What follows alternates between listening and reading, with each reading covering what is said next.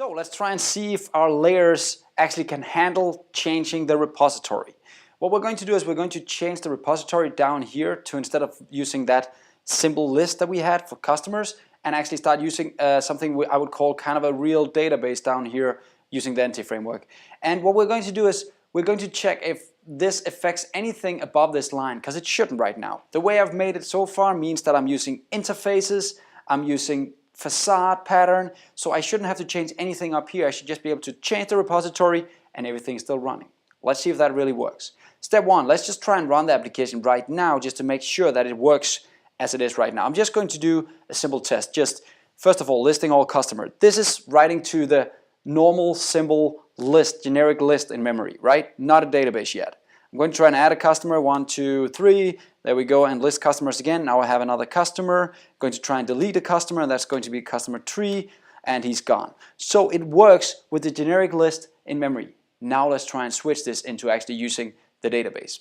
I only have to go one place, and that's inside the data access layer facade.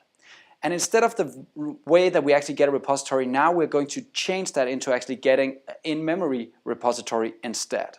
So I just want to outcome this just to keep it there. I want you guys to see how simple it actually is, how little the difference is to go from one repository to another. So I'm going to keep that one. I'm going to just put this in 2 lines just to make it easier, because I'm going to write a bit more code than what I did in the last one. So there we go.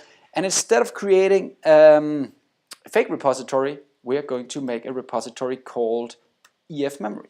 So I'm just going to make another line here just to make it into a 2-liner. So I'll make a new memory context.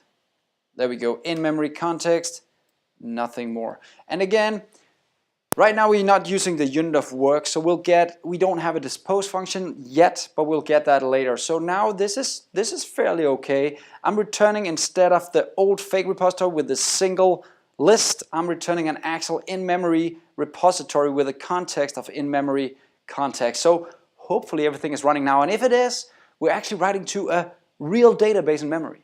What? Let's try and run this. The program is launching, and again, I should be able to list the same customers as before. If you noticed, it took just a millisecond, and that's actually setting up the database in memory, the real database in memory.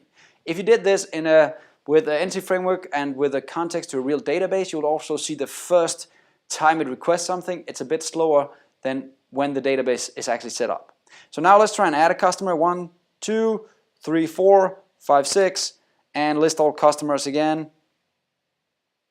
And there we have all customers available right there. So let's try to delete the customer again like we did. I'm not going to do edit yet because edit is not going to work. So there's the delete and the customer is gone. It still runs, it works, and it's inside in-memory database. Next time we'll start looking at the unit of work, I guess, or at least get close to it. Have fun.